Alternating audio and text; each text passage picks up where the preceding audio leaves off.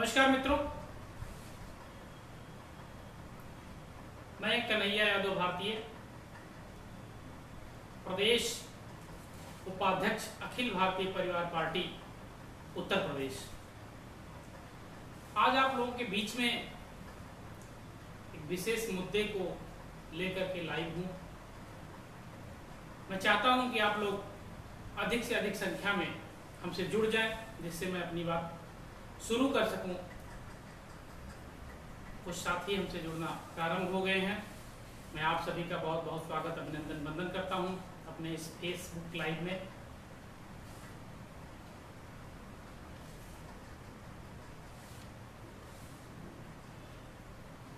मित्रों, मैं अपनी बात प्रारंभ करने से पहले 2 मिनट इंतजार कर रहा हूं कि आप लोग अधिक से अधिक संख्या में आ जाएं, जिससे हमारी आवाज अधिक से अधिक लोगों के पास तक पहुंच सके। किसी गंभीर मुद्दे पर हम आपसे आज बात करना चाहते हैं, हम आपका समर्थन चाहते हैं, हम आपको देश की स्थिति से अवगत कराना चाहते हैं कि वर्तमान में देश और प्रदेश की क्या स्थिति है। चलिए मित्रों, मैं अपनी बात प्रारंभ करता हूं। सबसे पहले तो मैं दोबारा आप लोगों का स्वागत अभिनंदन वंदन करता हूं। मित्रों, अभी कल की घटना है। हमारे ही देश के एक प्रदेश के मुख्यमंत्री, त्रिपुरा के मुख्यमंत्री विप्लव देव जी ने हमारे देश की 2 बहादुर कौमों के बारे में एक अपमानजनक टिप्पणी की है, जो वास्तव में जिसकी जितनी भी निंदा की जाए वो कम है। उससे भी बड़ा आश्चर्य है कि एक मुख्यमंत्री, जो एक प्रदेश का मुख्यमंत्री है और जिस पार्टी का वो मुख्यमंत्री है, उस पार्टी की देश में सरकार है और कई अन्य प्रदेशों में भी सरकार है। उस प्रदेश का मुख्यमंत्री हमारे देश की 2 ऐसी कौमों के बारे में ऐसी अभद्र टिप्पणी करता है जिसको मैं दोबारा बोल भी नहीं सकता। आप सारे लोग जानते हैं, समझते हैं। शायद मुख्यमंत्री जी को इन कौमों का इतिहास नहीं पता है।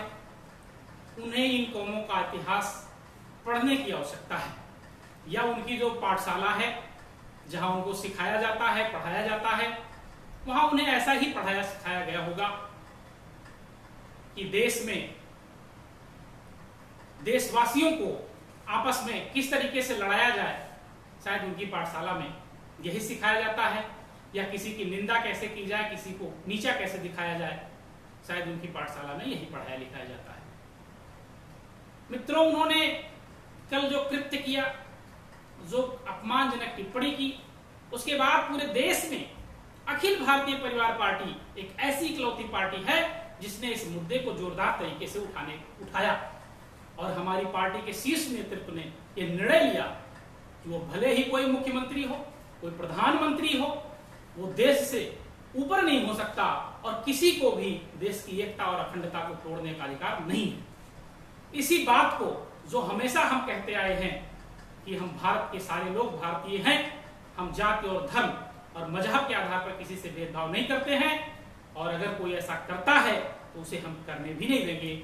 इसी अपनी विचारधारा को मानते हुए हमारी इस पार्टी के शीर्ष नेतृत्व ने संसद भवन दिल्ली में पुलिस स्टेशन में जाकर के एक प्रार्थना पत्र दिया कि इस मुख्यमंत्री के खिलाफ, जो माननीय मुख्यमंत्री हैं त्रिपुरा के, उनके खिलाफ FIR दर्ज की जाए।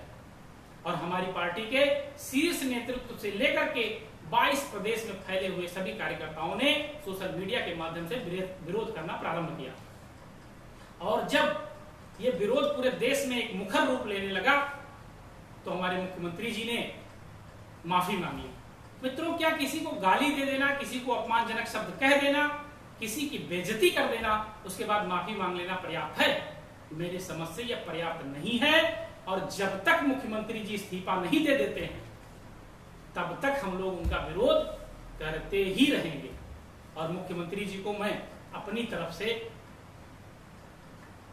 मुख्यमंत्री जी से अनुरोध करता हूं कि वो इन कौमों का इतिहास पढ़ लें, कम से कम उन्हें ये पता चल जाए कि ये जो कौमें जिनके बारे में उनके मन में इतनी घृणा है, ईर्ष्या है, जिनके बारे में उन्होंने इतने अपमानजनक शब्दों का प्रयोग किया है, वो कौन है?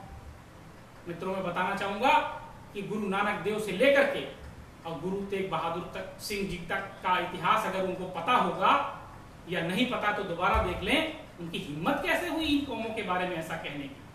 और उसके बाद वो माफी मांगते हैं। माफी मांग लेने से ही सब कुछ नहीं हो जाता महोदय, आपको इस्तीफा भी देना पड़ेगा। अब ये वो देश नहीं है कि आप कुछ भी कहेंगे, कुछ भी करेंगे और हम लोग बर्दाश्त करेंगे। हम अब बर्दाश्त नहीं करेंगे।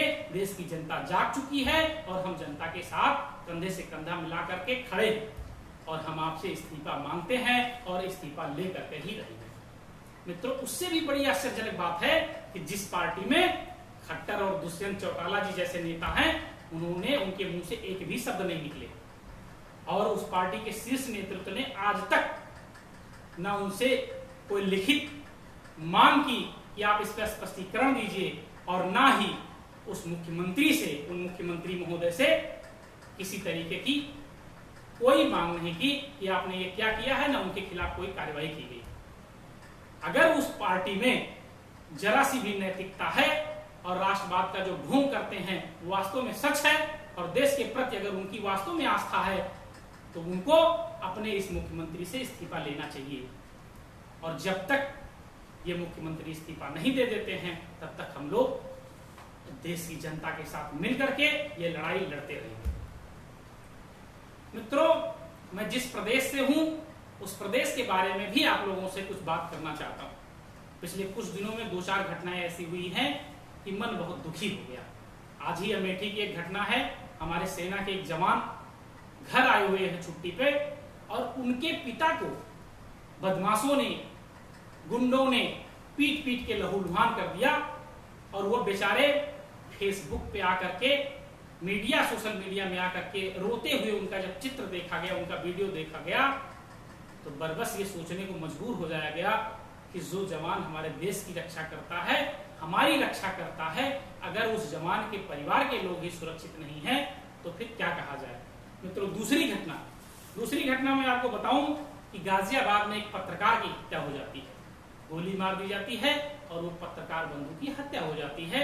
विक्रम जोशी नाम के एक पत्रकार थे गाजियाबाद में, उनके दिन दहाड़े उनको गोली मारी जाती है और उनकी मृत्यु हो जाती है। अभी कुछ दिन पहले की बात है, प्रदेश की राजधानी लखनऊ में 2 महिलाओं ने एक अति सुरक्षित, अति विशिष्ट क्षेत्र में आग लगाकर आत्महत्या करने का प्रयास किया और वो काफी कुछ जल गई। मित्रों, क्या कारण है कि एक महिला जो है अपने आप को अग्नि को समर्पित करती है, उसके बाद भी सरकार के ऊपर कोई जू नहीं रेंगती है। अभी एक और घटना मैं आपको बता करके अपनी बात आगे बढ़ाऊंगा। अभी एक घटना हुई है कानपुर देहात में, एक अपहरण की घटना है। आज अखबारों में मुख्यता से थी, आप लोगों ने उसको पढ़ा होगा, जाना होगा, समझा होगा। उस घटना का जो सबसे बड़ा पहलू है, उसमें इस अपहरणकर्ताओं में से जो गिरफ्तारी हुई है, जो नाम आया है, उसमें एक भाजपा जो शासित पार्टी है उसके एक नेता का भी नाम शामिल है। अब इन सारी घटनाओं को लेकर के क्या कहा जाए कि प्रदेश की क्या स्थिति है। प्रदेश की जो स्थिति है वो ये सारी घटनाएं स्वतः ही बयान कर रही है। उसके इन सारी घटनाओं के बावजूद हमारे विपक्षी दल क्या कर रहे हैं? सरकार तो अपने में मस्त है, विपक्षी दल क्या कर रहे हैं? एक विपक्षी पार्टी है, मैं जिसका नाम नहीं लेना चाहूंगा, वो अपने ही नेता उनके इस समय पद के लिए लड़ रहे हैं। वो मान चुके हैं कि अगली सरकार हमारी बनने वाली है। अरे जनता के लिए कुछ कर नहीं पा रहे हो, जनता के लिए निकल नहीं पा रहे हो, पद के लिए लड़ाई लड़ रहे हो, सरकार बनाओगे। सरकार बनाने की इच्छा है तो मैदान में उतरिए, जनता के मुद्दों पे सरकार से बात करिए। अगर आप लोगों के अंदर ऐसी हिम्मत नहीं है, आप सरकार से बात नहीं कर सकते, तो राजनीति करना बंद कर दीजिए। ये कौन सी राजनीति है कि आप जनता की बात नहीं करना चाहते और सरकार भी बनाना चाहते हैं? और दूसरी एक पार्टी ने तो शरणागति ही ले ली है, आप लोग जानते ही हैं, उसने तो सिरोधार्य कर लिया है। तो विपक्षी दल सारे जो है अपनी चिर निद्रा में सो रहे हैं और हमें लगता है कि उनके लिए क्या शब्द यूज करूं, मुझे कुछ समझ में नहीं आ रहा है। ऐसी स्थिति में जनता की लड़ाई लड़ने के लिए एक नए वैकल्पिक दल का जन्म हुआ है और वो है अखिल भारतीय परिवार पार्टी, जो इस समय देश की 22 राज्यों में कार्य कर रही है और जनता के मुद्दों को, जो जनता से जुड़े हुए मुद्दे हैं, जिससे जनता दुखी है, पीड़ित है, वो चाहे सरकार के खिलाफ हो, चाहे विपक्षी दलों की गलतियों की वजह से जनता पीड़ित है, उसको पुरजोर तरीके से उठाने का प्रयास कर रही है और उठा रही है। और मित्रों, मैं आप लोगों को विश्वास दिलाता हूं कि हम जनता के साथ थे, हैं और रहेंगे और जनता की ही लड़ाई लड़ेंगे। और हमारे गुरुजी और हमारी पार्टी के संस्थापक शाहनवाज चौधरी जी ने बहुत पहले ही कह दिया है, शाहनवाज चौधरी भारती जी ने पहले ही कह दिया है कि अगला चुनाव जो 2024 का होने जा रहा है वो जनता और नेताओं के मध्य होने जा रहा है और जनता की लड़ाई अखिल भारतीय परिवार पार्टी लड़ेगी और जनता अखिल भारतीय परिवार पार्टी के साथ होगी और बाकी सारी राजनीतिक पार्टियां एक तरफ होंगी। तो उस लड़ाई का आगाज हो गया है।